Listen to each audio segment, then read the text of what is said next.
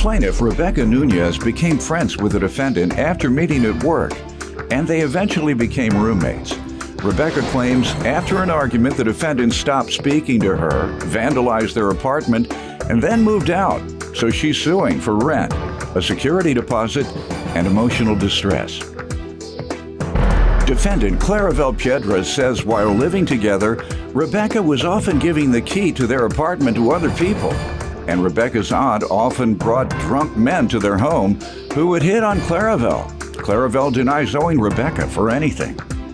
All rise. This court is now in session. The Honorable Judge Greg Mathis presiding. You may now be seated. Start with you. Hi, Your Honor. We met in the year 2016. We met at a job we had. We were both bartending. We hit it off really good. We were really good friends, and the next thing we decided to do was move in together. In November of 2016, we signed the lease for 13 months. The lease was up of November of the next year, 2017. Everything was good when we first moved in. We were friendly. We talked to each other on a regular basis. We did have an incident. We went out to go grab a couple of drinks. I guess we both had a little bit too much to drink, and I said some things, and words were discussed. And after that, the next day, we did not talk at all. There was no word to one another for the next When was that? I believe in June, around June. Okay. And March. you all obviously resumed some type of communication. No, not really. The next type of communication that we did have was text messages when she asked me to find someone to cover the last month or the last couple of months of the lease.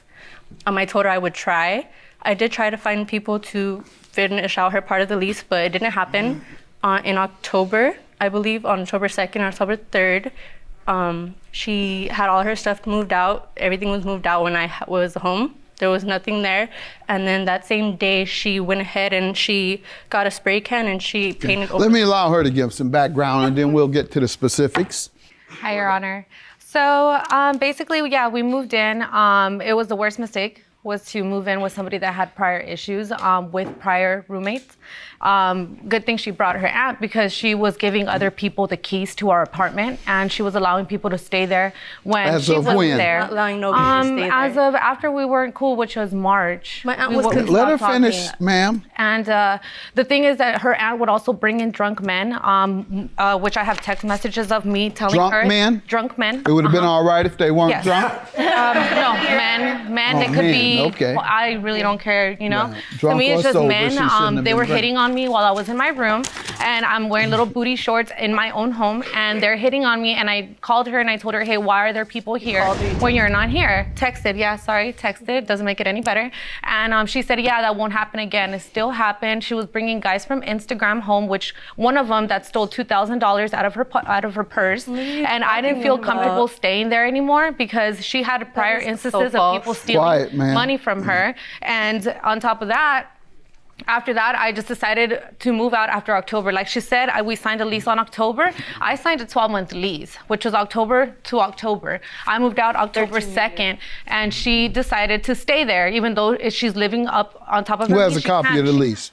There you go, sir. Your aunt is staying at the crib? Question mark. No, she's cooking for me today. Is everything cool? So your response is, my aunt is here because she's cooking. She says it's just been multiple times I've been home and there's random people at the crib without you being there. And I understand if she's cooking for you, but I don't understand why she has to bring other people over here. Last time I was there chilling and she brought two sketchy drunk dudes and one was trying to hit on me while I'm in my room. This sounds very reliable.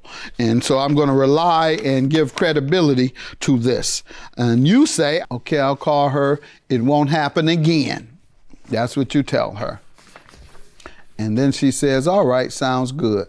And I believe she gave what an average person response would be. I'll look into it. And I assume she did. Which I did look into, Your Honor. And my aunt, she is here. She said that she never brought two sketchy drunk dudes and that they never went to go and talk to Claravel. Agree on it.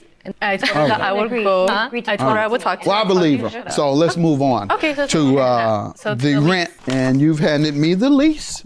And she says October to October. The initial term of the lease contract begins on the 3rd day of October, ends on the November 2nd. You believe she moved out early. When did she move? She moved October 2nd. She moved October 2nd. Is that correct? Yes, I did. All right, well, you did move a month early. She did move a month early. And what is the security deposit for? So security deposit was the You want her to deposit pay we all put of in. it? No, we put $250 to $250. That's what I'm saying. And that's fine, but the damages to the wall of the apartment, I also brought a ledger from the apartment. The damages were $700. I am not asking for that. I'm just simply asking for the deposit she put in, not to the damages that she caused to the apartment. Why would she give you her share of the deposit? Not me. Well, I mean, they didn't give back the deposit. They haven't given it back because she messed up. She vandalized the wall in the apartment. Okay, she vandalized the wall. She vandalized the wall. vandalized the wall Ma'am, in the did you do that? First of all, it was a $4,000 painting that I got a famous artist to come and paint the wall, and she was gonna stay in the apartment with somebody else to take over my room, and I was not gonna let them keep my $4,000 painting that I purchased myself, and she was supposed to pay me half of it, which she never did, and I'm not countersuing for that money. Because I honestly feel sorry for her. The landlord allowed you to paint it. They allow us to paint walls, yeah. They could be green, blue, as long as it would be painted back.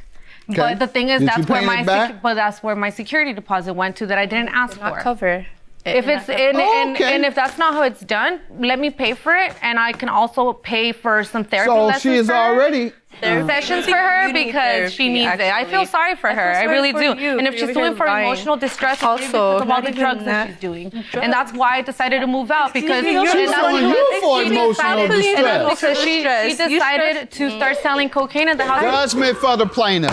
You moved out early. You scribbled on the wall, damaged the property, and nothing's her fault, like the always. emotional distress is the way you've acted throughout this, and the lies that you've told, the misdirection you've tried to give me. Now you want to say that the woman is on drugs. Yeah. You pull out something to try and shame her. Yeah. Have a good day. Judgment for the plaintiff. Bye, you little bro. You out nowhere. Shut up. She said about you. About you. She said you're She said you're a drug. And you're a broke. Because I got luxury apartment.